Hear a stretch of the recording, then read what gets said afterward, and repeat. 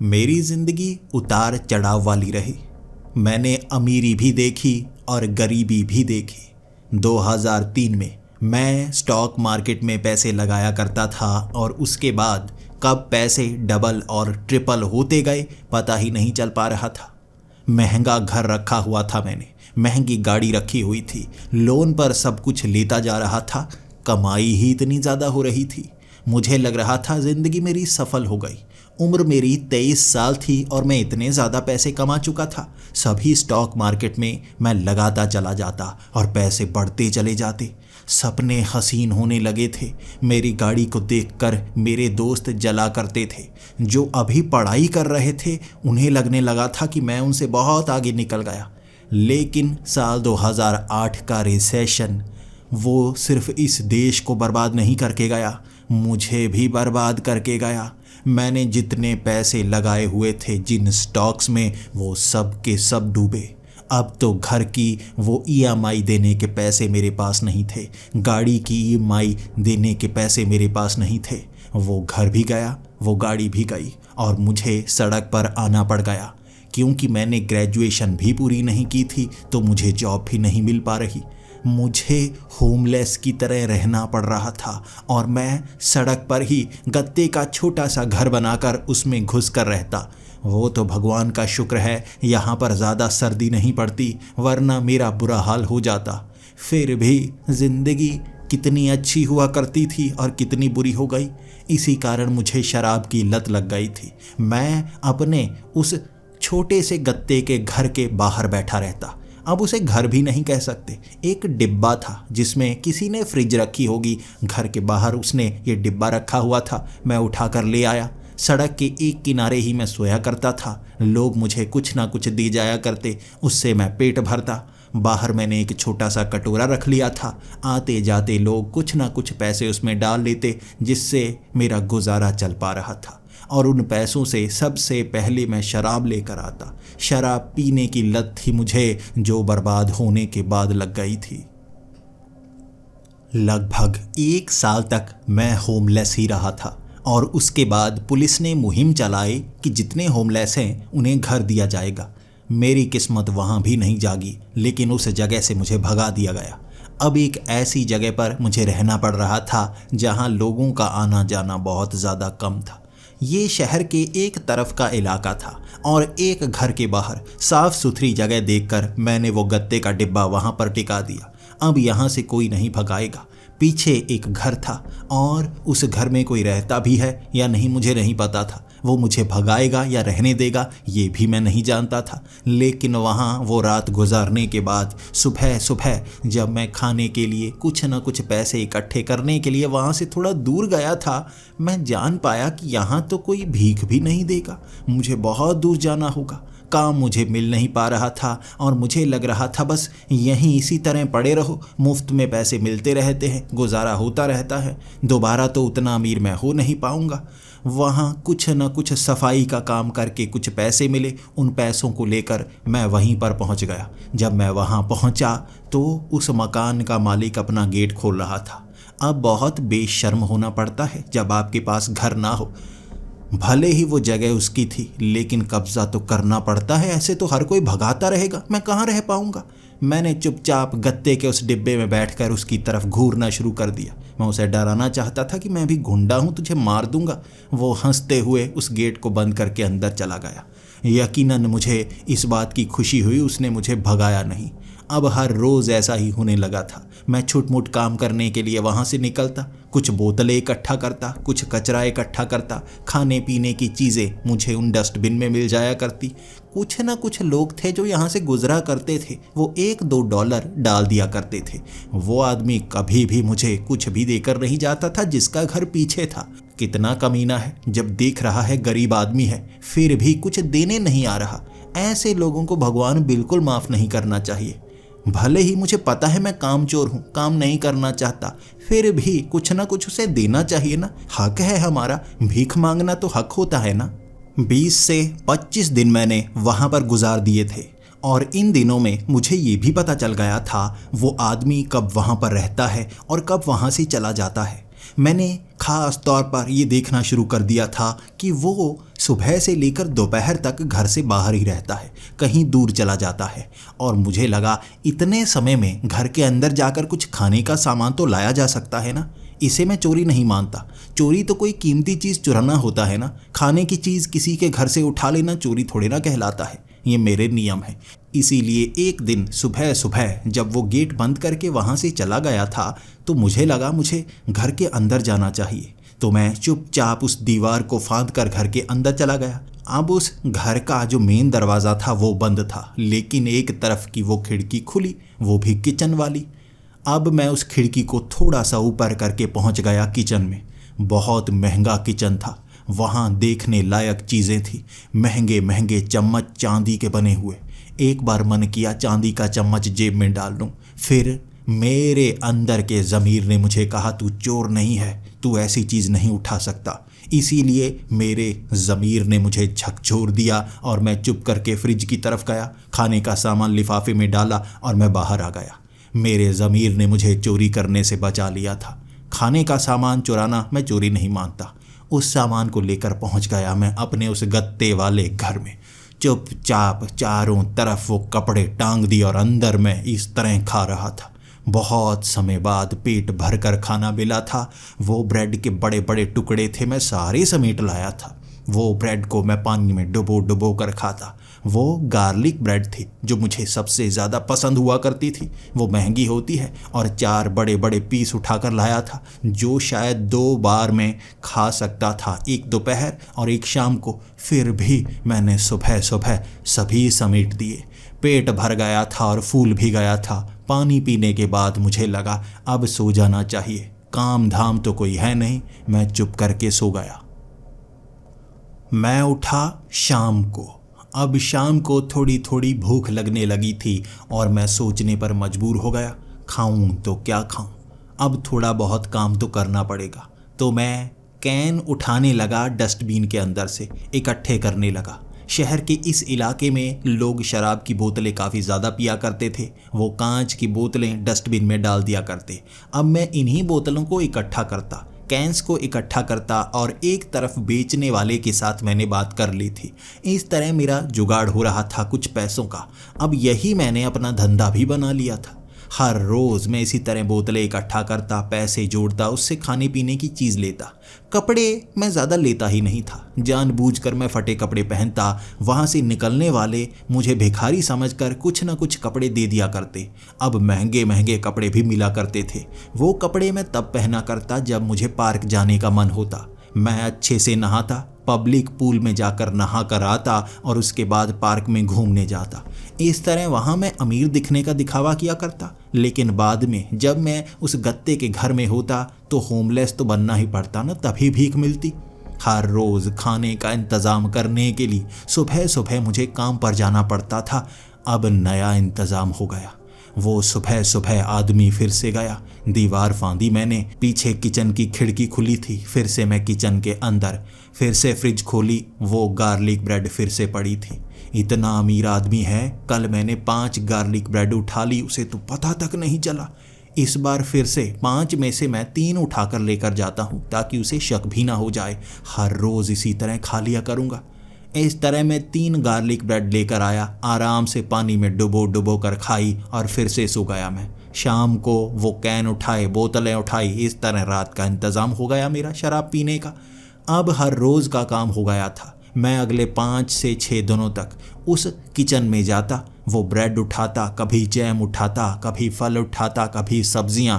वो फ्रिज मेरे काम की हो गई थी। इतना अमीर आदमी, उसे तो पता तक नहीं चलता चीज़ें चोरी हो रही हैं। फिर भी मैंने खाने पीने का सामान ही उठाया, किसी और चीज़ को कभी हाथ नहीं लगाया, क्योंकि खुददारी थी मेरे अंदर, खुददारी। अब ये 8वां दिन था। सुबह सुबह मैंने उस आदमी को घर से बाहर निकलते हुए देखा। मेरी तरफ देखकर मुस्कुराया था वो, लेकिन मैंने उसे गुस्से की तरह ही देखा था ताकि उसे ज़रा भी शक ना हो जाए। मैं उसे गुस्से की नज़र से देखता रहा जब तक वो आंखों से दूर नहीं हुआ। जब वो उस मोड़ से दूर चला गया, मुझे लगा अब घर के अंदर जाना होगा।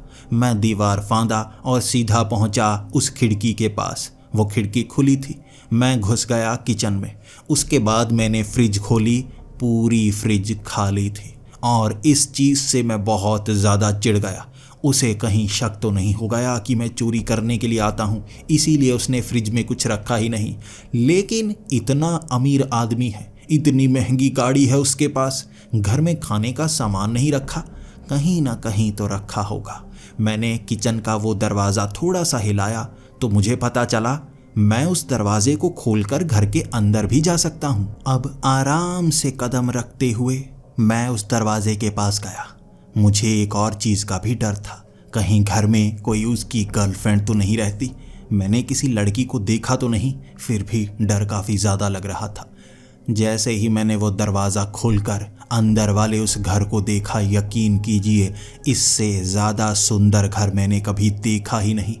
अंदर तो हर जगह जैसे सुनहरी सुनहरी पेंटिंग्स लगी हुई, वो पंखा भी सुनहरी था, टेबल भी सुनहरी, वो कुर्सियों पर लेदर लगा हुआ और कोने सुनहरी सुनहरी से चांदी का फर्श लग रहा था। इतना खूबसूरत और महंगा घर था।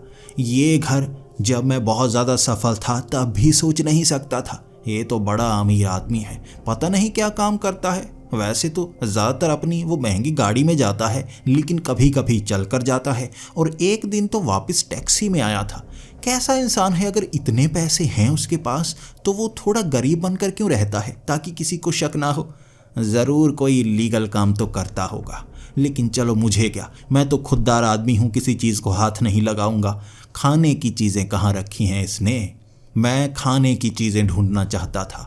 अब घर के अलग अलग हिस्से में मैं नज़र घुमाने लगा। वहाँ कई कमरे थे, 2 मंजिला घर था, काफ़ी बड़ा। अब मैं चलता चलता पहले कमरे के अंदर देखने लगा। इतना अच्छा बेडरूम, सुनहरी सुनहरी चीज़ें, सफ़ेद सफ़ेद सी पेंटिंग, कई जगह जैसे कपड़े लगे हुए पारदर्शी, कई जगह आईने लगे हुए, महंगी महंगी चीज़ें। वो फ़ोन भी बहुत महंगा था, असली सोने का लग रहा। मेरी नज़रें एक पल के लिए उस पर टिक रही, लेकिन मेरा दिल समझा रहा नहीं तू चोर नहीं है। फिर मैं नज़रें हटाकर खाने की चीज़ें ढूंढने लगता। मैं ड्रॉर के अंदर ढूंढ रहा था, वहाँ घड़ियाँ ही घड़ियाँ थी। फिर मैं एक कमरे में गया, वो वार्डरोब था। जूते ही जूते, 100 से ज़्यादा, कपड़े इतने ज़्यादा। वो हॉल की तरह कमरा था जो पूरा भरा पड़ा था। कपड़े ही कपड़े, जूते ही जूते, चीज़ें ही चीज़ें, चश्मे, घड़ियाँ, इतनी ज़्यादा। अमीरों के शौक़, अमीरों के शौक़, ये कहकर मैं उस कमरे से बाहर आ गया। अब मैं बेडरूम के अंदर गया, ड्रॉर को दोबारा से खोलकर देखने लगा और वहाँ मुझे बिस्किट का एक पैकेट मिला। जल्दी से मैंने बिस्किट का पैकेट निकाला और बिस्किट मुंह में डाले। सुबह सुबह नाश्ते का समय है, कमीना कुछ भी छोड़कर नहीं गया, चलो बिस्किट ही खाता हूँ। वो बिस्किट सस्ते वाले थे, $1 के 2 पैकेट आते हैं। एक अमीर आदमी इस बिस्किट को खा ही नहीं सकता। मैंने कभी इस बिस्किट को हाथ नहीं लगाया था जब मेरे पास पैसे हुआ करते थे। अब भीख में कोई दे जाता है, फिर मैं खा लेता हूँ। वहाँ मैं बिस्किट खाता रहा, फिर किचन में जाकर एक पानी का गिलास भरा और पानी पिया। अब मैं फिर से ढूंढने लगा था खाने की और चीज़ें। ब्रेड कहाँ पर रखी है इसने? ढूंढते ढूंढते कई कमरों में गया, एक बिस्किट तक ना मिला मुझे। मैं ऊपर वाले फ्लोर में भी गया। कमरे खूबसूरत से खूबसूरत थे, खाने की कोई चीज़ वहाँ पर नहीं। ये बिस्किट के सिवा कोई और चीज़ मिली ही नहीं। फिर मैं बेसमेंट में गया, वहाँ ढेर लगा हुआ था शराब का। ये बेसमेंट बहुत खूबसूरत बनाई गई और हर ब्रांड की वो शराब की बोतल वहाँ पर रखी हुई थी, लेकिन बिल्कुल पीछे एंटीक चीज़ें। अब वो एंटीक चीज़ें इतनी ज़्यादा पुरानी और गंदी थी, कोई भी अमीर आदमी ऐसी चीज़ें घर में क्यों रखेगा? या तो कहें कि बचपन की चीज़ें हैं ना, ये तो 500-600 साल पुरानी गंदी गंदी सी चीज़ें लग रही। वहाँ पर हड्डियाँ भी पड़ी हुई थी, जानवरों की हड्डियाँ, जानवरों के कंकाल, जानवरों की चमड़ी जिससे बदबू आ रही। अब शराब के पीछे ऐसी जगह जहाँ ऐसी गंदी गंदी चीज़ें रखी हुई। मैं तो चिढ़ गया और वहाँ शराब को देखकर आंखें मेरी चमके जा रहीं। फिर मैं कह रहा, ये तो पीने वाली चीज़ है ना, ये कोई मैं चोरी थोड़े ना कर रहा हूँ। अगर 2 घूंट लगा लूँगा कुछ बुरा थोड़े ना होगा। मेरा मन मुझे रोकने की कोशिश कर रहा, ये शायद चोरी हो जाएगी, ये महंगी चीज़ है। फिर भी मैं खुद को कह रहा, 2 घूंट लगा लेता हूँ ना, उसे कौन सा पता चलेगा। अब खाने की चीज़ नहीं दी है उसने, ये मेरा हक है, अब पीकर ही चला जाता हूँ।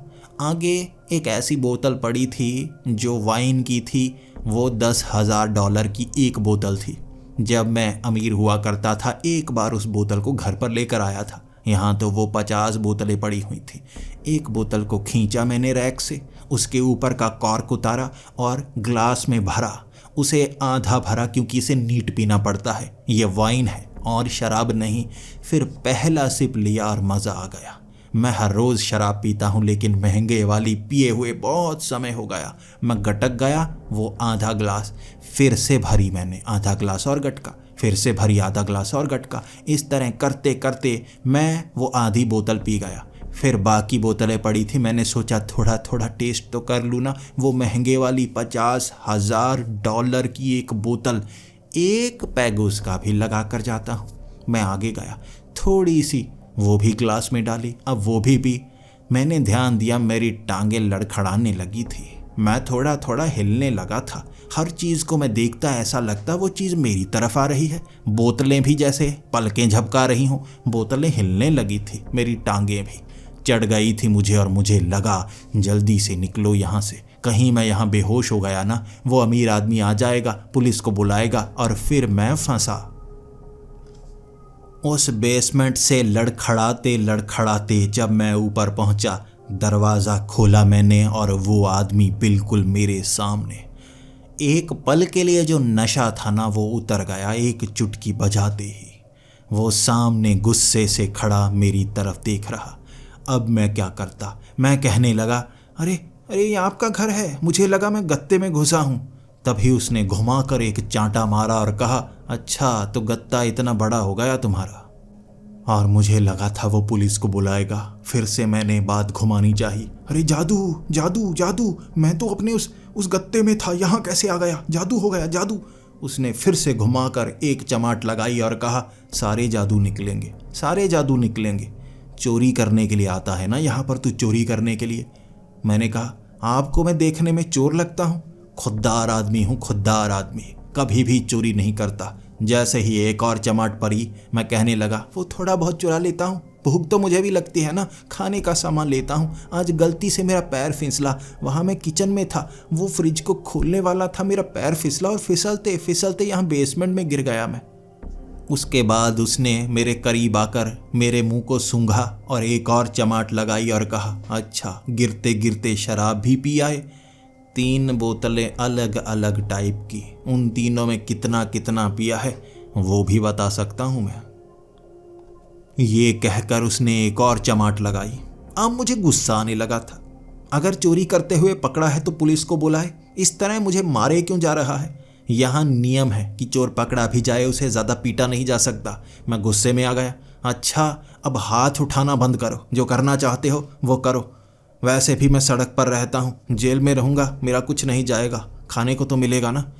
उसने एक और चमाट लगाई और इस बार मुझे लगा बदला तो लेना होगा। पीटे कैसे जा रहा है? वो तो मैं फिसल कर घर में आ गया, बस शराब ही तो पी है, कुछ ज़्यादा थोड़े ना किया है। हाथ उठाने की हिम्मत कैसे हुई उसकी?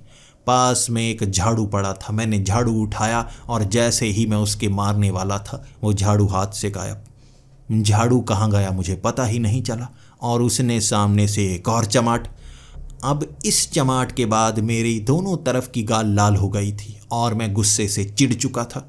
मैं उसको कहने लगा, हाथ मत उठाओ, मुझे गुस्सा मत दिलाओ। अगर मुझे गुस्सा आ गया ना, मैं बहुत भयानक रूप में आ जाता हूँ। उसने एक और चमाट लगाई और कहा, दिखा भयानक रूप, दिखा, आज मैं देखना चाहता हूँ। बहुत समय से तू चोरी करता जा रहा है, करता जा रहा है। मुझे लगा था प्यार से समझाऊंगा, तू प्यार से समझने वाला नहीं, दिखा भयानक रूप। फिर मैं गुस्से में आया और कहने लगा, अब देख। मैंने उसकी तरफ मुक्का किया और उसने मेरे हाथ को पकड़ा, मेरा हाथ नीचे की तरफ किया और दूसरे हाथ से घुमा कर एक और चमाट। मैं फिर से ज़मीन पर गिर गया। अब मेरा सर घूमने लगा था, जो नशा हुआ था सारा उतर चुका था। मैं फिर से गुस्से में उठा और कहने लगा, अब देख कराटे, अब देख कराटे। 5 सालों से मैंने कराटे सीखा है। मैं एक एजेंट हूँ जो इस तरह होमलेस बनकर रहता हूँ। अब देख तुझे, अब देख तुझे क्या क्या रूप दिखाता हूँ। ये कहकर वो भी तैयार सा हो गया। मैं मुक्का लेकर उसकी तरफ बढ़ा और उसने मेरा मुक्का पकड़ा, फिर से घुमा के एक चमाट लगाई। मैं ज़मीन पर गिर गया। इस बार उसने जो चमाट लगाई बहुत ज़ोरदार लगाई थी, मेरे आंसू निकल गए। फिर उसने कहा, अच्छा एजेंट हो, ये कहकर वो मेरी पीठ पर बैठ गया, मेरी दोनों बाजू पकड़ी और मेरे जो पीछे से वो चमाटे लगा रहा। मैं बार बार अपनी गाल छिपाने की कोशिश कर रहा। जिस तरफ मैं गाल बचाता वो दूसरी तरफ वाली गाल पर एक चमाट लगा देता। इतना पीटा उसने, मैं क्या ही बताऊं। शरीर पर बस गाल पर निशान थे। पीटा बहुत था उसने, बड़े कमीने तरीके से पीटा। फिर वो मेरी पीठ से उठ गया। उसके बाद कहने लगा, दोबारा चोरी करने आए ना, बहुत ज़्यादा पीटूंगा। मैंने कहा, अभी जाता हूँ मैं पुलिस के पास, कंप्लेंट करता हूँ, तूने मुझे पीटा है, बहुत ज़्यादा पीटा है। वो हंस कर कहने लगा, पुलिस के पास तो जाओगे, कहोगे क्या, चोरी करने के लिए आए थे? हाँ, मैं कहूँगा चोरी करने के लिए आया था, इसने मुझे बहुत मारा, तुझ पर केस होगा। वो तब थोड़ा सा गंभीर हो गया। फिर उसने कहा, अच्छा यहाँ के नियम सख्त लगते हैं, चोरों की तरफदारी भी होती है। अब मैं उसे गुस्सा दिखा रहा था लेकिन हाथ नहीं उठाना चाहता था। उसे सच में कराटे काफ़ी ज़्यादा तगड़े तरीके से आते थे। फिर मैं पीछे हटने लगा और उसने कहा, मैं पुलिस को नहीं बुलाऊंगा, तुम पर कोई केस नहीं करूंगा, दोबारा मेरे घर में मत घुसना, निकलो यहाँ से। अगली बार कोई गलती की ना तो आगे जो गत्ता है उसे जला दूंगा, तुझे यहाँ से भगा दूंगा, भाग यहाँ से। ये कहकर अब उसने मुझे घर से बाहर निकाल दिया। मैं अपनी गालों को पकड़ता भूखा ही उस गत्ते में सोने पर मजबूर हो गया था। वक्त 11 से 12 बजे का था। मैं दोपहर के इस समय खाना खाकर सोता हूँ और वो भी ब्रेड पानी में भिगो भिगो कर। आज कुछ नहीं मिला था, कमीने ने उल्टा मुझे पीट डाला। शाम तक मैं सो नहीं पाया, गुस्सा बहुत ज़्यादा। आज गुस्सा भरता गया। भले ही मैं भिखारी था लेकिन कोई मुझ पर हाथ नहीं उठाता था। मेरे अंदर की खुददारी को उसने जलील किया था, इसलिए बदला तो लेना ही था। रात को पीटूंगा उसे, रात को मुंह पर कपड़ा बांध लूंगा, उसको कौन सा पता चलेगा कौन आया है, और फिर उसे घर के अंदर पीट के जाऊंगा। जब रात का समय हुआ मैंने पूरी तैयारी कर ली थी। एक लोहे की रॉड हाथ में पकड़कर, अपना मुंह ढककर, महंगे वाले कपड़े जो किसी ने मुझे भीख में दिए थे वो पहनकर दीवार फांदी मैंने। रात के 10 बजे का समय। अब वो जो किचन की खिड़की थी ना वो बंद थी। अब मुझे घर के अंदर घुसना था किसी और रास्ते से। मैं खिड़कियों पर आंख लगा लगा कर देखता रहा और एक जगह जब मैं पहुंचा वहां मुझे नजर आया उस आदमी ने बिल्कुल कपड़े नहीं पहन रखे थे और वो आदमी का शरीर अजीब सा था। उसका रंग पूरी तरह से हरा था, हरा।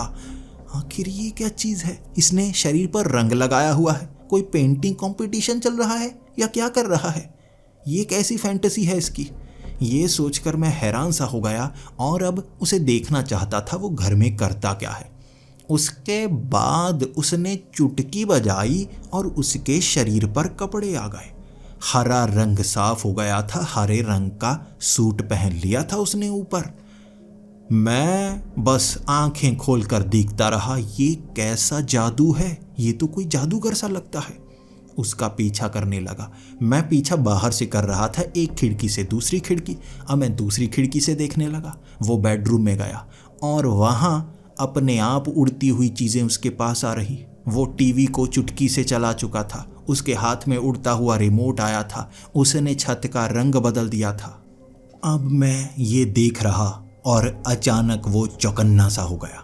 उसने हर चीज़ को जैसे अपने हाथ से छुड़ा और उसके बाद कमरे की लाइट बंद।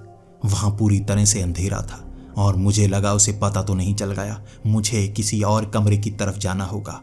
अब मैं बाहर से घूमकर सीधा लिविंग एरिया तक वाली खिड़की में पहुंच गया। वहाँ अंदर की तरफ मैं देख रहा, वहाँ कोई भी नहीं। अचानक जिस खिड़की पर मैं झांक रहा उसके दूसरी तरफ वो आदमी और उसका चेहरा भयानक। ऐसा नहीं लग रहा था कि वो कोई इंसान हो, ऐसा लग रहा था वो पिशाच हो जो खिड़की के बाहर मेरी तरफ देख रहा था। मेरी आंखें बाहर आने को हो गई, मेरी टांगें कांप रही थी, दिल की धड़कन तेज मेरी और कदम मेरे पीछे हट रहे। मैं बहादुर नहीं, डरपोक हूँ। ऐसी चीज़ देखकर तो मैं जल्दी से भाग जाता हूँ, फिर भी कदम जम गए थे मेरे। मैं पीछे पीछे हटने लगा और जो मैंने देखा उसको कैसे बयां करूँ। मैं उस कांच की खिड़की के बाहर था, वो उस कांच की खिड़की के अंदर। वो कांच है जिसके आर पार जाया नहीं जा सकता, वो उस कांच के आर पार हो गया। दीवार के आर पार पानी की तरह लहराता हुआ दीवार की इस तरफ मेरे सामने खड़ा, और उसने सबसे पहले तो मेरे एक चमाट लगाई। मेरे लगी वो चमाट और मैं नीचे गिर गया। गाल तो मेरी दोपहर की ही दर्द कर रही थी, अब उस पर दोबारा चमाट लगाई तो दर्द बहुत ज़्यादा हुआ। वो मुझे उस भयानक चेहरे के साथ जैसे मारना ही चाहता हो। वो मेरी तरफ बढ़ा और मेरे मुंह से निकला, पिशाच। ये सुनते ही वो मेरी आंखों की तरफ देखने लगा और एक और चमाट मेरे गाल पर। फिर उसने मुझे कॉलर से पकड़ लिया और उठाकर मिट्टी में पटक दिया। वो जैसे गुस्से में आ गया था। उसने मुझे पकड़ा और घर के अंदर ले गया। उसने दरवाज़ा लगा दिया था और मैं चीखने की कोशिश कर रहा, शायद आवाज़ घर से बाहर जा ही नहीं रही थी। महंगे महंगे मोटे मोटे दरवाजे, वो खिड़कियां भी बंद थी, आवाज़ बाहर नहीं जा रही होगी। और उससे बचने के लिए हाथ में मेरी रॉड थी। कब का भूला हाथ में रॉड मैं इस्तेमाल कर सकता था। अब करूँगा, छोड़ूंगा नहीं इस पिशाच को, ये तो मुझे मार देगा। मैंने खड़ा होकर कहा, वो पिशाच तेरी तो मैं चटनी बना दूंगा। मैंने जैसे ही रॉड मारने के लिए हाथ पीछे किया, वो एक झटके से आगे आ गया और एक और चमाट लगाई। मैं ज़मीन पर गिर गया। वो कैसे पीटता है, एक तो चमाटे इतनी बार मारता है मेरी गाल पर, दोनों गाल के ऊपर वाला मांस सुजाकर रख दिया था, ऊपर की जैसे परत ही उतार दी थी। चमाटे मार मार कर उसने, कैसा चमाटों वाला पिशाच है ये। मैंने वो रॉड घुमाकर उसके मारनी चाही और उसकी बाजू से वो रॉड टकराई। उसकी बाजू लटक गई जैसे हड्डी टूट गई हो। फिर मुझे लगा अब आया ये मेरे हाथ में। टूटी हुई उसकी बाजू और दूसरी तरफ मैं रॉड मारने लगा, कहने लगा, पिशाच तुझे तो मैं मार दूंगा। अब जो टूटी हुई बाजू थी ना उसकी, उसने लंबी की रबर की तरह और घुमा के मेरे इस बार जो चमाट लगाई, रबर की बाजू दूर से घुमाकर लेकर आया और ठश की जो आवाज़ थी उसने मेरे जैसे कान के पर्दे को ही बंद कर दिया हो। हाथ की रॉड गिरी और मैं पटक कर एक तरफ गिरा। गुस्से में अब उसकी आवाज़ सुन रही थी, पिशाच मत बोल मुझे, मेरी बेइज्जती मत किए जा, पिशाच मत बोल।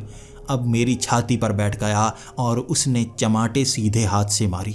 अब गाल पर चमाटे नहीं मारना चाहता था, मेरे माथे पर सीधी सीधी चमाटे 5-6 मारी उसने। उसका वो गुस्सा देखकर मुझे लगा ये भयानक है, ये मुझे मार देगा। मैंने आंखें बंद कर ली और हाथ जोड़कर कहने लगा, माफ़ कर दो, माफ़ कर दो, मुझे माफ़ कर दो, दोबारा चोरी नहीं करूँगा, दोबारा पिशाच नहीं कहूँगा, मुझे माफ़ कर दो। मेरी माफ़ी उसने कबूल की और छाती से उठा। मैंने उसका चेहरा देखा, वो मुस्कुरा रहा था, गुस्सा जैसे गायब ही हो गया। फिर मैं उठा लड़खड़ा कर और उसको कहने लगा, इतना पीटा है, इतना पीटा है, अब मुस्कुरा रहे हो। उसने कहा, दोबारा मुझे पिशाच मत कहना, मैं उस श्रेणी का नहीं हूँ, मैं एक जिन्न हूँ। तुझे बताना तो नहीं चाहिए लेकिन तूने मेरी बेइज्जती की ही बहुत है। जान ले मैं एक जिन्न हूँ और ये बात अगर तूने किसी को बताई तो एक जिन्न क्या क्या कर सकता है तू नहीं जानता। मैं तुझे उस गत्ते के समेत जला दूंगा, तेरा अगले दिन शरीर मिलेगा जला हुआ टिक्के की तरह। तो मैंने उससे कहा, नहीं नहीं, किसी को नहीं बताऊंगा, मुझे बस जलाना मत, मुझे मारना मत। वो कहने लगा, नहीं मारूंगा, मैं नुकसान नहीं पहुंचाऊंगा अगर तुम भी जो मैं कहूँगा वो करोगे। मैंने कहा, ठीक है, मैं किसी को नहीं बताता। फिर वो हंसकर कहने लगा, आओ कुछ खाना वाना खाते हैं, वक्त काफ़ी ज़्यादा हो गया है और मुझे भी थोड़ी थोड़ी भूख लग रही थी। मैं तो खाने से पहले वैसे ही यहाँ आकर कुछ टीवी देखता हूँ, चलो अब इकट्ठे खाना खाते हैं। मैं अब थोड़ा शर्मिंदा सा महसूस कर रहा था। मैं एक चोर जो उसके घर में घुस गया था, इतना अमीर जिन्न, और यहाँ वो मुझे टेबल पर बिठाकर खाना खिलाने के लिए बुला रहा था। एक पल के लिए आंखों में से आंसू भी आ रहे थे। ये तो काफ़ी अच्छा सा लगता है। फिर जब हम टेबल पर बैठे, मैं भी इस तरफ टेबल पर बैठ गया, वो उस तरफ टेबल पर बैठ गया। मैं देख रहा कि खाना कौन लेकर आएगा, ये तो बैठ गया। अब मैं मुस्कुराता रहा और कह कुछ नहीं रहा था। उसने तभी टेबल पर हाथ रखा और कहा, क्या खाना चाहोगे? मैंने टेबल की तरफ देखा और कहा, कुछ भी दे दो, कुछ भी खा लूँगा। उसने तभी मेरी तरफ देखकर कहा, तुम ब्रेड बहुत चुराते हो। मैं कब से देख रहा था ब्रेड जाती कहाँ पर है। मैं तो अपने लिए रखा करता था, तुम चुरा लेते थे। तो ब्रेड ही खाओगे ना? किसके साथ खाते थे? मैंने कहा, पानी के साथ। तभी उसने चुटकी बजाई और मेरे सामने ब्रेड और पानी आ गया। उसे देखकर मेरे होश उड़ गए। ये कैसी जादूगरी है?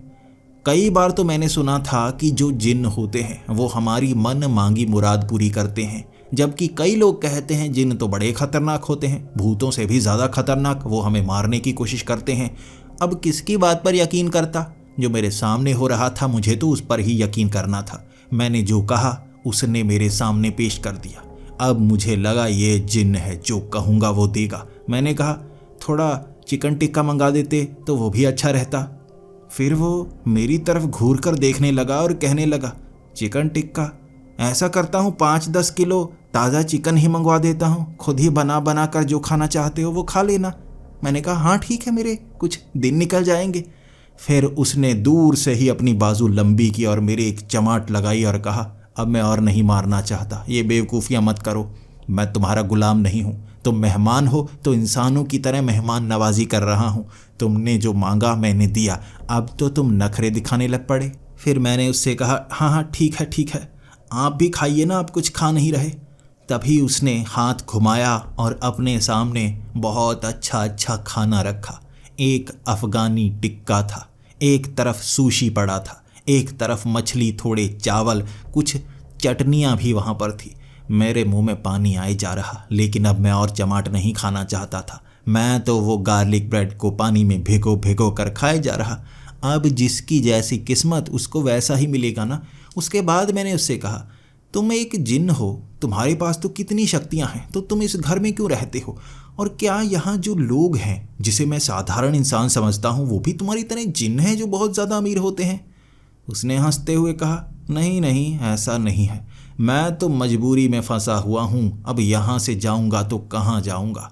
एक बहुत बड़ी गलती कर दी मैंने, उस गलती के कारण अब यहाँ फंसा हुआ हूँ। ना तो अपनी दुनिया में जा सकता हूँ, ना यहाँ अच्छे से रह सकता हूँ। तुम इंसान एक तो रहते ही बहुत अजीब हो, और ऊपर से मैं इतना ज़्यादा शक्तिशाली भी नहीं हूँ। थोड़े बहुत काम कर सकता हूँ, उससे मैंने ये घर बनाया है, अब यहीं पर रहता हूँ। तुम लोग तो शक ही बहुत करते हो। बाहर निकलता हूँ, बहुत लोग सवाल पूछते हैं, और कई बार तो इनकम टैक्स डिपार्टमेंट की रेड पड़ने वाली होती है, वो तो दिमाग लगाकर बच जाता हूँ। लेकिन इंसानों के साथ रहना बहुत ज़्यादा मुश्किल है, एक बात तो माननी पड़ेगी। उसकी बातें सुनकर मुझे लग रहा था ये तो कुछ भी कर सकता है। मैंने कहा, तुमने ये पूरा घर फिर चुटकी बजाकर बनाया है? उसने कहा, नहीं, इतना आसान भी नहीं होता, मैं इतना ताकतवर नहीं, फिल्में कम देखा करो। मैं छुटमुट काम कर सकता हूँ, भूख मिटाने का सामान ला सकता हूँ, पैसों को बढ़ाने की तरकीबें जान सकता हूँ, किसी का दिमाग पढ़ सकता हूँ, ऐसे काम मुझे करने आते हैं। लेकिन इन कामों से भी पैसे कमाना आसान होता है। अब पैसों को बढ़ाना आसान होता है, स्टॉक मार्केट में लगाना आसान होता है। इस तरह मैंने इतने पैसे बना लिए कि आराम से अब मैं यहाँ रह सकता हूँ बिना किसी परेशानी के। लीगली मैंने पैसे बनाए हैं। मैंने कहा, मुझे भी बना दो, मुझे भी एक घर बना दो। मैं बहुत अमीर हुआ करता था, उसके बाद मेरे सारे पैसे रिसेशन में चले गए, उसके बाद से मेरा बुरा हाल हुआ पड़ा है। एक ऐसा ही घर, इससे थोड़ा सा कम बना देना, एक आध कुर्सी कम बना देना, ऐसा घर बना दो, मज़ा आ जाएगा। और अपने से आधे पैसे मेरे अकाउंट में डाल देना, मैं भी मज़े कर लूँगा। फिर उसने कहा, अच्छा तो फिर आधा जिन्न ही बना देता हूँ, उसके बाद तुम्हें जो चाहिए होगा वही ले लेना। मैं सर हिलाने ही वाला था, तभी उसकी खींचकर लंबी बनती हुई बाजू देखी मैंने, और मैं समझ गया वो चमाट लगाने के लिए आगे आ रही थी। तो मैंने कहा, अरे मैं तो मजाक कर रहा था, सच में थोड़े ना ऐसा होता है, ऐसे थोड़े ना मिलते हैं पैसे, वो तो तुम्हारे हैं, मैं थोड़े ना मांग रहा हूँ, मैं तो बस मजाक कर रहा था। अब मैं एक ऐसी चीज मांगना चाहता था, काश वो मुझे दे दे। मैं भिखारी हूं और भिखारियों वाली बात तो मैंने कर ही दी। मैंने कहा, देखो और कुछ तो दे नहीं सकते, बस मुझ पर थोड़ा तरस खाकर भूख लगती है, कुछ खाना दे दिया करो। उसने हंसते हुए कहा, मुझे पता है तुम सुधरने वाले तो हो नहीं, यहाँ इस किचन में आकर ये सामान, मुझे पता है तुम सुधरने वाले तो हो नहीं, किचन में आकर तुम सामान ले जाओगे ज़रूर, इसीलिए सामान मैं फ्रिज में रख दिया करूँगा।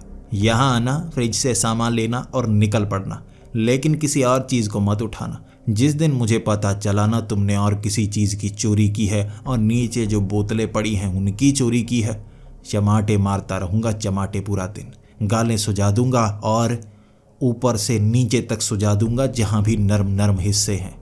ये सुनकर मैं थोड़ा सा चौकन्ना हुआ। मैं कहने लगा, नहीं नहीं नहीं, बस खाने का सामान मिल जाए वो बहुत है। ये कहकर वहाँ मैंने वो ब्रेड पानी के साथ भिगो कर खाई और घर से मैं बाहर आ गया। हर रोज़ मैं ऐसा करता, सुबह सुबह घर के अंदर जाता, फ्रिज से कुछ खाने का सामान लेता और कई बार अब मुझे वो भी दिखने लगा था, गाड़ी से जाता हुआ और आता हुआ। वो कुछ नहीं कहता, उसने सामान रखा हुआ होता, कुछ बनाया हुआ होता, मैं आराम से वो खाता। यकीन मानिए बहुत अच्छी अच्छी चीज़ें बनाया करता था वो, मैं सब खाया करता, ज़रा भी कंप्लेंट नहीं करता था। खाने का जुगाड़ तो हो गया था। अब एक ऐसा जिन्न जो कुछ भी कर सकता है, इतना अमीर है, मेरे लिए कुछ ना कुछ तो कर ही सकता है, बस उससे घुमा फिरा कर बात करनी है। कैसे फंसाऊं उसे, एक जिन्न को काबू कैसे करूं? क्या मुझे कोई चिराग चाहिए होगा, उसे घिसूंगा, उसके बीच से घुसेड़ दूंगा, उसके बाद ये मेरा गुलाम हो जाएगा। लेकिन अगर ऐसा नहीं हुआ, उसे शक हुआ मैं उसे गुलाम बनाना चाहता हूँ, वो ऊपर से नीचे तक हर नर्म हिस्से को सुझा देगा, उसने धमकी दी है, उसका क्या करूँगा? वो तो शायद उससे भी ज़्यादा कुछ करने की कोशिश करे। नहीं नहीं, ऐसा नहीं करूँगा, लेकिन उसका फ़ायदा कैसे ले सकता हूँ? अब होमलेस होने के बाद मैं भिखारी बन गया था और भिखारी होने के बाद मेरी आदतें भी थोड़ी बिगड़ैल सी हो गई थी।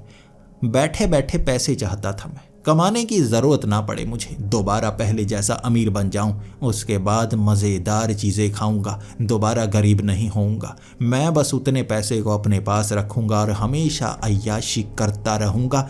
काश काश ये जिन्न मेरी बात मान ले। 2 महीने बाद वो खाना खा खा कर भी मैं ऊब गया था। अब मैं अपनी हैसियत बढ़ाना चाहता था। मैं ताउम्र यही खाना थोड़े ना खा सकता था, इसीलिए 2 महीने बाद मैंने सोच लिया मैं उससे बात करूंगा। एक रात लगभग 10 बजे मैं अपने नए वाले कपड़े पहनकर सीधा उसके घर के अंदर, और मुझे देखकर उसने खुद दरवाज़ा खोल लिया और वो कहने लगा, आओ आओ, कोई बात करनी लगती है, आ जाओ मेरे दोस्त। ये कहकर उसने घर के अंदर बुलाया, मुझे वो डाइनिंग टेबल पर बिठाया, वो मुझसे बातें करने लगा और मैं भी उसके बारे में जानना चाहता था, अपने बारे में भी बताना चाहता था। मैंने अपनी पूरी कहानी बताई, कैसे मेरे साथ वो धोखाधड़ियाँ हुई, किस तरह से रिसेशन ने मुझे चपेट में ले लिया और मैं गरीब हो गया। फिर वो अपने बारे में भी बताना चाहता था लेकिन हिचक रहा था। फिर मैंने उससे कहा, देखो कोई परेशानी वाली बात नहीं है, मैं तुम्हें किसी चिराग में कभी कैद करने के बारे में सोच ही नहीं रहा था, सच बताता हूँ, ऐसी कोई ख्याल मैंने लिए ही नहीं, इसलिए डरने की बात नहीं, बताओ अपने बारे में जो बताना चाहते हो। उसने बताना शुरू कर दिया कि वो किस तरह से जिन्नात की दुनिया में रहा करता था। वहाँ जिन्नज़ादियाँ और अलग अलग प्रजाति के जिन्न रहते हैं। इस तरह वहाँ उनकी अलग दुनिया है, वो अपनी शक्तियों का इस्तेमाल करते हैं लेकिन नियमों के साथ। अब उससे गलती ये हो गई कि वो जिन्न इस दुनिया में भी आते हैं कोई ख़ास काम करने के लिए। जब वहाँ कुछ नहीं होता उन्हें यहाँ आना पड़ता। इंसानों के पास भी कई शक्तियाँ हैं, वो बताना नहीं चाहता था क्या, लेकिन होती हैं इंसानों के पास शक्तियाँ। उसके लिए ऐसे जिन्न भी ललचाते रहते हैं और यहाँ आते हैं। ऐसी ही लालच उसे भी यहाँ पर ले आई थी, लेकिन उसने कहा जो इंसान होते हैं ना, बहुत कमीने होते हैं। इंसानों के पास एक चीज़ की कमी है, वो है ईमानदारी। इंसान ईमानदारी को अपने हिसाब से इस्तेमाल करते हैं। जब स्थिति उनके हिसाब से हो फिर तो वो पूरे ईमानदार बनकर रहते हैं, लेकिन अगर ज़रा सी हरकत हुई, ईमानदारी वो जेब में डालते हैं और सबसे भयानक हरकतें करते हैं। ऐसी ही हरकत उसके साथ हुई थी जब वो गलती से उस गुफा में पहुंच गया। उसने कहा वो उस गुफा में अपने लिए कुछ घर बनाना चाहता था। उसे पता नहीं था कि इंसानों के बीच भी रहा जा सकता है। उसने सोचा था कि वो बस दूर रहेगा, लेकिन उस गुफा में एक ऐसा शापित इंसान था जिसकी मौत वहाँ किसी कारण हुई थी और शाप उसे आज़ाद भी नहीं होने दे रहा था। अब उसे शाप के अनुसार कोई उसे मार नहीं सकता था, यानी उसे वहाँ से दूर नहीं कर सकता था, और उसकी शक्ति जिन्न से ज़्यादा थी। वहाँ पर जिन्न ने अपनी उस बोतल को छोड़ा। हर जिन्न किसी चीज़ के साथ जुड़े होते हैं। जब वो चीज़ उनसे दूर कर दी जाए तो वो अपनी शक्ति का पूरा इस्तेमाल नहीं कर सकते। वो चीज़ इंसानी दुनिया और जिन्नात की दुनिया को जोड़े हुई होती है। वो बोतल वहाँ पर छोड़नी पड़ी और वो कमीना इंसान इस जिन्न के पीछे पड़ गया। वो बस इसे मार देना चाहता था, इसकी शक्ति छीन लेना चाहता था खुद की आज़ादी के लिए। बड़ी मुश्किल से ये जिन्न भाग कर आया और उसके बाद यहाँ इंसानों के बीच रहने लगा। कभी जंगलों में भटका, कभी छोटे गांव में रहा। फिर उसे सब तरकीबें पता चल गई इंसान कैसे रहते हैं। तब उसने घर बनाकर यहाँ रहना शुरू कर दिया। वो वापस जाना चाहता था, लेकिन उस बोतल को उस इंसान से आज़ाद नहीं करवाया जा सकता। वो एक शापित इंसान है और उससे बोतल को लाना नामुमकिन के समान है। ये जिन्न मरना नहीं चाहता था, ना ही उसका कैदी बनना चाहता था, इसीलिए इसने कोशिश नहीं की और यहीं पर फंसा हुआ है। रास्ता ढूंढ रहा है किसी तरह जिन्नात की दुनिया में चले जाए। वो कई जिन्नज़ादियों से मिलने के लिए जाता है। वो चाहता है उनसे उनकी शादी हो जाए, लेकिन अपनी दुनिया में आए बिना एक जिन्न की शादी भी नहीं हो सकती, इसीलिए वो फंसा है। ये कहानी उसने रोते रोते सुनाई थी और इतना ताकतवर जिन्न रोते हुए देख मेरी हंसी निकल गई। वो चमाट लगाना चाहता था लेकिन उदास था। उसने कहा, चले जा यहाँ से, चले जा, मुझ पर हंस मत। देख, मैंने अपनी वो कहानी सुनाई, तू हंस रहा है। और मैंने कहा, मैं तो खुद पर हंसता हूँ। कितना अमीर हुआ करता था मैं, कितने पैसे हुआ करते थे, सारे पैसे गंवा दिए। अब मुझे गत्ते में रहना पड़ता है। सोचो, मैं भी बेवकूफ़, तुम भी बेवकूफ़, दोनों बेवकूफ़ एक साथ आज बैठे हुए हैं। उसने मायूसी से सर झुकाया और कहा, हाँ, तुम्हारी बातों में दम तो है। अब क्या करें, तुम्हारी ज़िंदगी बदली नहीं जा सकती। तुम निकम्मे हो और मेरी ज़िंदगी में बदल नहीं सकता। मैं डरपोक हूँ, मरने से डरता हूँ। दोनों ही बेवकूफ़।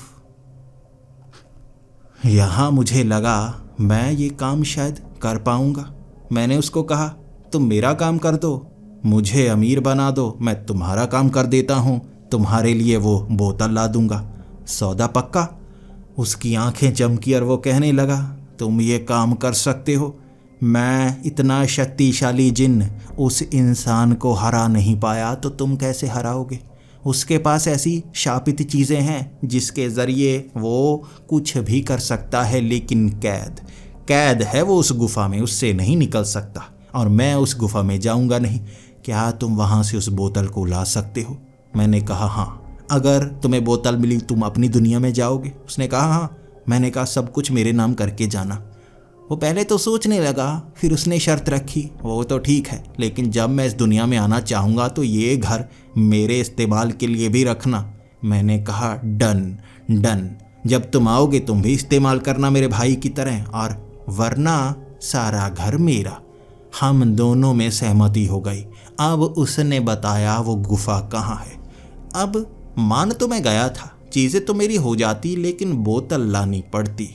एक जिन्न जिस इंसान से हारा, वो इंसान कितना शक्तिशाली होगा, इस चीज़ ने मुझे भी सोचने पर मजबूर कर दिया था। अब उस जिन्न ने मुझे अपनी गाड़ी दी उस जगह पहुंचने के लिए, और बड़ी मुश्किल से मैं जी वैगन लेकर वहां पर पहुंच ही गया। अब ये जंगल के बीच में बनी पहाड़ी के ऊपर छोटी सी गुफा थी। उस गुफा को देखकर ऐसा लग ही नहीं रहा कि ये कोई डरावनी गुफा होगी।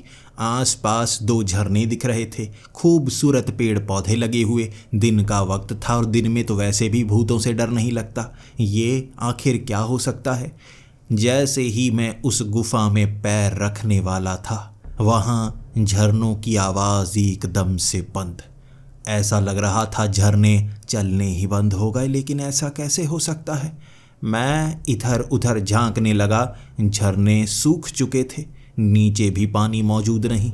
ये जैसे भ्रम की तरह था। तभी मैंने उस गुफा के अंधेरी तरफ देखा।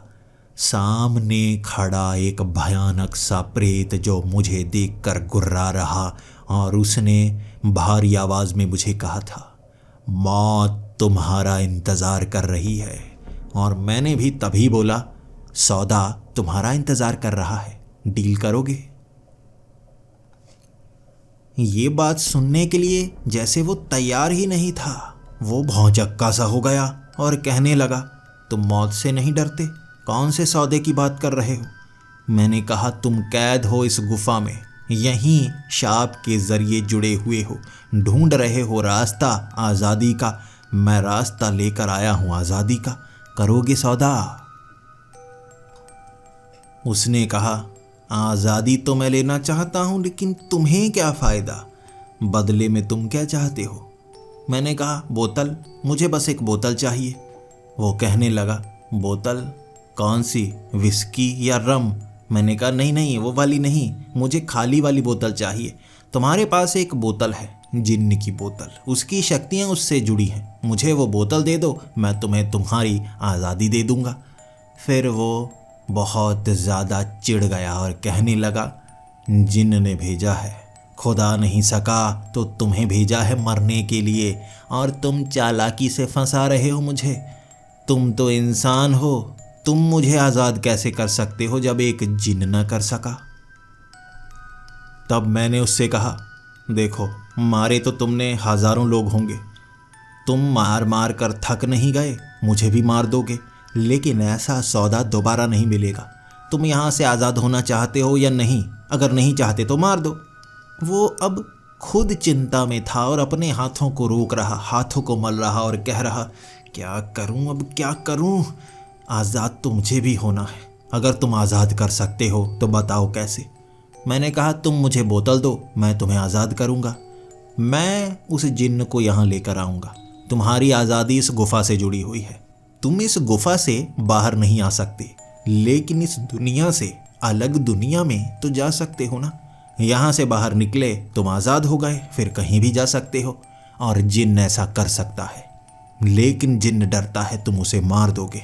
इस गुफा में तुम्हारी शक्ति अपार है, तुम जिन्न को, भूत को, चुड़ैल को, डायन को, किसी को भी मार सकते हो, मुझे भी मार सकते हो, लेकिन आज़ाद नहीं हो सकते। तुम्हारा शाप तुम्हें रोके हुए है, लेकिन वो जिन्न तुम्हारी आज़ादी है जिसे तुमने भगा दिया। मैं सौदा लेकर आया हूँ, उसकी आज़ादी, मुझे जो देगा वो देगा और हम तीनों को होगा फ़ायदा। वो प्रेत बड़ी मुश्किल से मान गया। मैंने सौदा किया कि मैं जिन्न को यहाँ नहीं लेकर आऊँगा, उसे डर है तुम उसे मार दोगे, वो दूर रहेगा, लेकिन मैं तुम्हारे लिए वो रास्ता खोलूँगा जिसको पार करते तुम गुफा से बाहर होगे। वहाँ तुम्हारी आज़ादी, वहाँ तुम खाली हो जाओगे, घूमने के लिए आज़ाद। उसने सौदा मान लिया। अब यही बात मैं गाड़ी लेकर वापस पहुंचा, उस जिन्न को बता चुका था और वो मुझ पर गुस्सा कि उसकी आज़ादी भयानक हो सकती है। वो एक गुफा में कैद है, शक्तिशाली है, यहाँ तो इंसानों को वो मारना शुरू कर देगा, उसके शाप के कारण शक्ति बढ़ जाएगी। मैंने कहा, मेरे पास उसके लिए भी तरकीब है। तुम उस बोतल से अपनी दुनिया में जाओगी ना, और यहाँ से बाहर निकलने के लिए उसे अपनी दुनिया में तो ले जाना होगा। और तुम्हारी दुनिया में तुम शक्तिशाली हो ना, वहाँ एक इंसान की शक्ति, एक प्रेत की शक्ति उस तरह की नहीं होती। जिन्नों से भरी पड़ी वो दुनिया, फिर जो मर्जी करना उसके साथ करना। वो जिन्न भी तैयार हो गया। अब उस गुफा तक मैं उस जिन्न को ले आया। वो प्रेत तैयार था। उसने बोतल मेरे हाथ में पकड़ाई। उस बोतल के ज़रिए उस जिन्न ने वो दरवाज़ा खोला और वो प्रेत उस दरवाजे के पार, और एक झटके में वो जिन्न उस दरवाजे के पार। मैं वहाँ ऐसे ही खड़ा था, इंतज़ार करता हुआ सौदा कब पूरा होगा। इसमें इन दोनों को तो फ़ायदा हो गया। वो जिन्न भी आज़ाद होकर अपनी दुनिया में चला गया, वो प्रेत भी उस दुनिया में चला गया, इस गुफा से आज़ाद। मुझे क्या मिला? मुझे तो वो कुछ देकर ही नहीं गया, मेरे नाम वो प्रॉपर्टी करके ही नहीं गया। वो जी वैगन लिए मैं वहाँ खड़ा रहा था, वो जिन्न कब आएगा? वो 2 दिनों तक आया ही नहीं।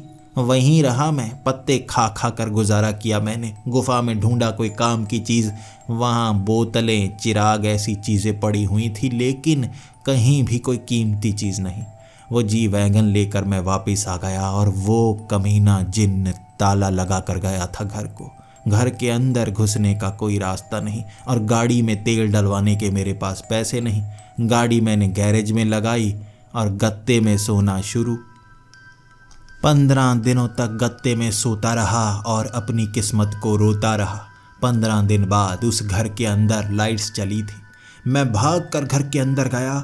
वहाँ देखा वो जिन्न बैठा दारू पी रहा और मैं बड़े गुस्से में उसे पीटना चाहता था, लेकिन उसकी चमाटे याद आ गई। मैं बस कह सका, कितने कमीने हो, सौदा पूरा नहीं करके गए। तुमने तो ले लिया जो लेना था, मुझे कुछ भी नहीं दिया। और वो हंसता हुआ कहने लगा, अरे घर को ताला लगा दिया था मैंने, पैसे तो वो बेडरूम में रखे हैं, उसका इस्तेमाल तुम कर सकते थे। अब गलती हो गई, चाबी नहीं दी। मैं खुशी बहुत था, बड़े आराम से उस दुनिया में चला गया, भूल ही गया था तुम्हें। फिर याद आया मेरा एक दोस्त इस दुनिया में भी है, इसीलिए वापस आया हूँ। मुझे खुशी हुई, अंत में वो वापस आ गया। आखिरकार उस घर में मैंने रहना शुरू किया और उसके दिए सबक से उन पैसों को बिजनेस में लगाया, ना कि मैंने वहाँ उन्हें उड़ाया। अब मैं उस घर में रहता हूँ, अमीर कहलाया जाता हूँ और वो जिन्न भी कभी कभी यहाँ आता है। वो अकेला नहीं आता, एक जिन्नज़ादी के साथ आता है और मुझे नौकरों की तरह खाना बनाना पड़ता है। मैं अब इस ज़िंदगी से भी खुश हूँ। जब आप बिना घर के गत्ते के डिब्बे में सो चुके हैं बहुत समय, उसके बाद ये घर जन्नत की तरह लगता है। उसका मालिक तो वही है ना, मैं बस यहाँ रहता हूँ, उसके पैसों का इस्तेमाल करता हूँ। और उसने बताया वो प्रेत आत्मा वहाँ उस दुनिया में उसने अपने घर में कैद करके रखी है, उससे वो वहाँ पर काम करवाता है। पता नहीं क्यों इस सौदे से मुझे फ़ायदा हुआ या नहीं। कई बार सोचता हूँ उसे 2 गुलाम मिल गए, एक उस दुनिया के लिए, एक इस दुनिया के लिए, लेकिन मैं बेघर से घर वाला बन गया और अब ज़िंदगी मेरी भी ठीक ठाक ही कट रही है। और ये है मेरी ज़िंदगी की कहानी। मैं आपको बताना चाहता था और ये आप पर है, आप यकीन करना चाहेंगे या नहीं। शहर में मुझे अमीर कहा जाता है और लोग चाहते हैं मेरे जैसी ज़िंदगी हो। क्या आप भी चाहते हैं कि आपकी ज़िंदगी मेरे जैसी हो? कमेंट्स में ज़रूर बताएं, मैं जानना चाहूँगा। और ऐसी ही कहानियाँ सुनने के लिए इस चैनल को सब्सक्राइब करें, साथ में डर एक एहसास चैनल को सब्सक्राइब करें। और चेहरे के साथ अगर वीडियोस देखना पसंद करते हैं तो पुनीत भाई चैनल को सब्सक्राइब करें। आपके लिए सरप्राइजेस आते रहेंगे। तो अब मिलते हैं अगली वीडियो में, तब तक के लिए डरते रहें।